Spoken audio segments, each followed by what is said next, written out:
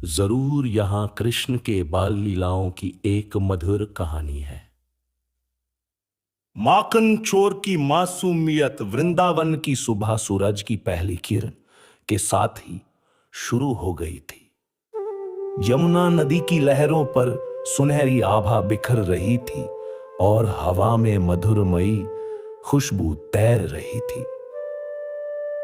गोपियां अपने अपने घरों से निकलकर दही मथने और मक्खन जमाने में जुट गई थी। लेकिन आज उनके चेहरों पर एक अलग ही चिंता थी। कारण था एक छोटा सा सांवला सा मुस्कुराता हुआ बालक, कान्हा। पिछले कुछ दिनों से कोई भी गोपी अपना मक्खन सुरक्षित नहीं रख पा रही थी। कोई चोर उनके मटकों तक पहुंच जाता और सारा मक्खन चट कर जाता। सभी को शक था कि यह काम कान्हा और उनके सखाओं का ही है, लेकिन उन्हें पकड़ा नहीं जा सका था।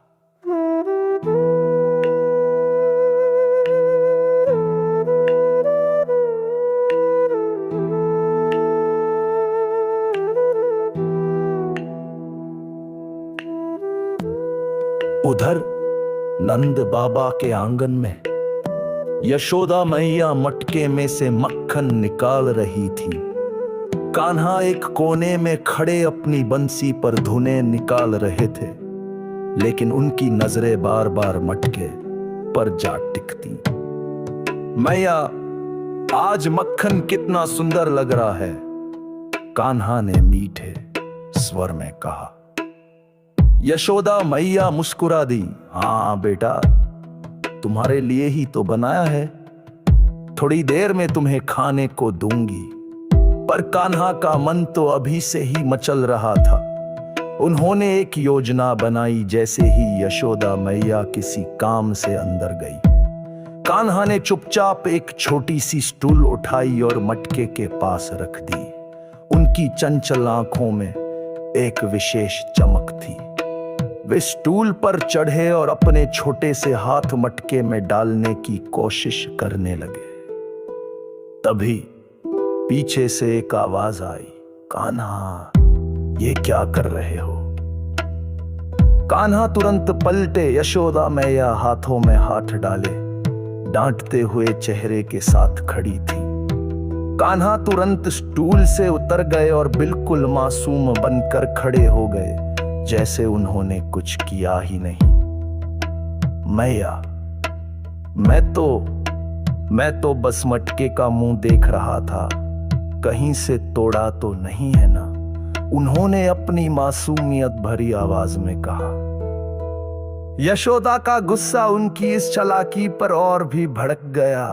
झूठ मत बोलो कान्हा, सारे गांव की गोपियां तुम्हारे इन्हीं कारनामों से परेशान हैं। आज तुम्हें सजा मिलेगी। यशोदा मैया ने उनका हाथ पकड़ा और एक छोटी सी लकड़ी उठाई।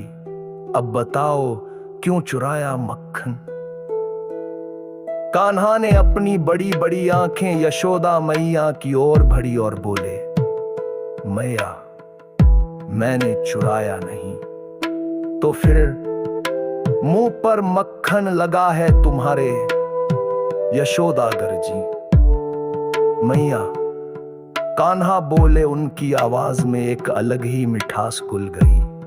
मक्खन तो मैंने चुराया नहीं, मेरे सखाओं ने कहा कि तुम्हारे हाथों का मक्खन दुनिया में सबसे स्वादिष्ट होता है। पर तुम तो केवल मुझे ही देती हो, वो भी थोड़ा सा, उन्हें भी तो खाने दो। मैं उनके लिए ले जा रहा था। तुम्हारा मक्खन सबको बांटने से ही तो उसका असली स्वाद आता है। यशोदा मैया की डांट उनके इन मीठे शब्दों में खो गई। कान्हा की बात सुनकर उनका हृदय पिघल गया। उन्होंने लकड़ी फेंक दी और कान्हा को अपने आंचल से लिपटा लिया। मेरे नटखट कान्हा, वो बोली आंखों में आंसुओं के साथ, तू तो जानता है कि मैया को कैसे मनाना है। चल आज सभी सखाओं को बुला लेते हैं, आंगन में ही सबको मक्खन खिलाएंगे। उस दिन के बाद से यशोदा मैया खुद ही रोजाना कान्हा और उनके सभी सखाओं के लिए भरपूर मक्खन बनाने लगी। और कान्हा वे अब चोरी छिपे नहीं, बल्कि अपनी मैया के हाथों से बना मक्खन अपने सभी मित्रों के साथ खुलकर बांटने लगे। उनकी इस लीला ने सभी को सिखाया कि प्रेम और बांटने में ही सच्चा सुख निहित है। वृंदावन की हवा में आज भी उस दिन की मिठास घुली हुई है, जब माखन चोरने नहीं बल्कि एक दयालु बालक ने सभी को प्रेम से भोजन कराया था।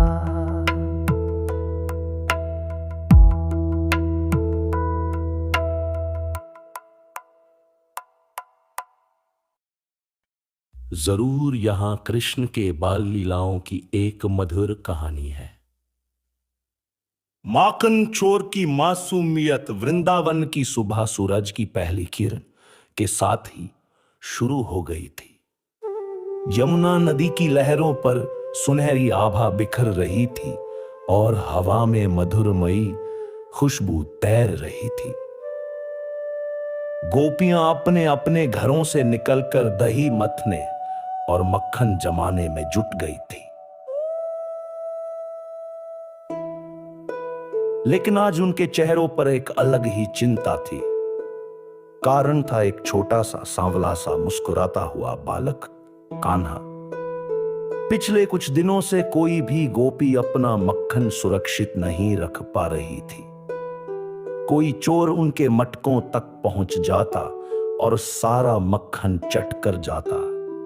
सभी को शक था कि यह काम कान्हा और उनके सखाओं का ही है, लेकिन उन्हें पकड़ा नहीं जा सका था।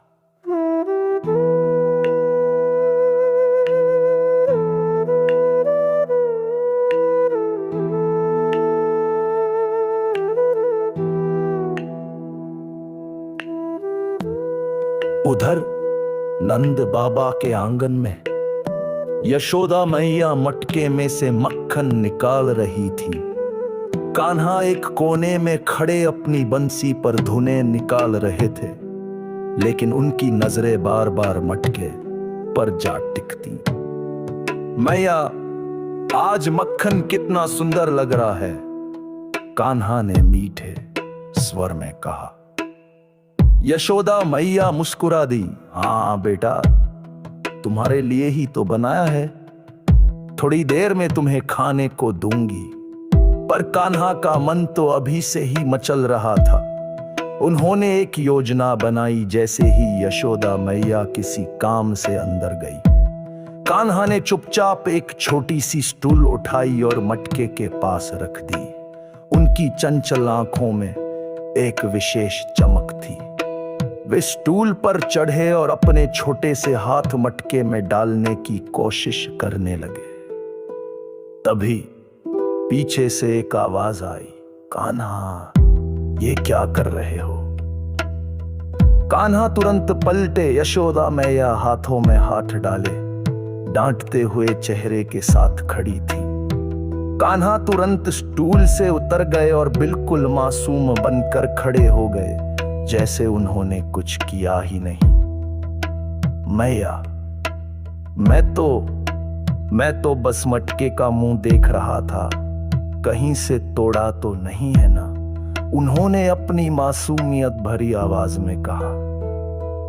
यशोदा का गुस्सा उनकी इस चालाकी पर और भी भड़क गया। झूठ मत बोलो कान्हा, सारे गांव की गोपियां तुम्हारे इन्हीं कारनामों से परेशान हैं। आज तुम्हें सजा मिलेगी। यशोदा मैया ने उनका हाथ पकड़ा और एक छोटी सी लकड़ी उठाई। अब बताओ, क्यों चुराया मक्खन? कान्हा ने अपनी बड़ी बड़ी आंखें यशोदा मैया की ओर बढ़ी और बोले, मैया, मैंने चुराया नहीं तो फिर मुंह पर मक्खन लगा है तुम्हारे। यशोदा गरजी। मैया, कान्हा बोले। उनकी आवाज में एक अलग ही मिठास घुल गई। मक्खन तो मैंने चुराया नहीं। मेरे सखाओं ने कहा कि तुम्हारे हाथों का मक्खन दुनिया में सबसे स्वादिष्ट होता है, पर तुम तो केवल मुझे ही देती हो, वो भी थोड़ा सा। उन्हें भी तो खाने दो। मैं उनके लिए ले जा रहा था। तुम्हारा मक्खन सबको बांटने से ही तो उसका असली स्वाद आता है। यशोदा मैया की डांट उनके इन मीठे शब्दों में खो गई। कान्हा की बात सुनकर उनका हृदय पिघल गया। उन्होंने लकड़ी फेंक दी और कान्हा को अपने आंचल से लिपटा लिया। मेरे नटखट कान्हा, वो बोली, आंखों में आंसुओं के साथ, तू तो जानता है कि मैया को कैसे मनाना है। चल, आज सभी सखाओं को बुला लेते हैं। आंगन में ही सबको मक्खन खिलाएंगे। उस दिन के बाद से यशोदा मैया खुद ही रोजाना कान्हा और उनके सभी सखाओं के लिए भरपूर मक्खन बनाने लगी। और कान्हा, वे अब चोरी छिपे नहीं, बल्कि अपनी मैया के हाथों से बना मक्खन अपने सभी मित्रों के साथ खुलकर बांटने लगे। उनकी इस लीला ने सभी को सिखाया कि प्रेम और बांटने में ही सच्चा सुख निहित है। वृंदावन की हवा में आज भी उस दिन की मिठास घुली हुई है, जब माखन चोरने नहीं बल्कि एक दयालु बालक ने सभी को प्रेम से भोजन कराया था।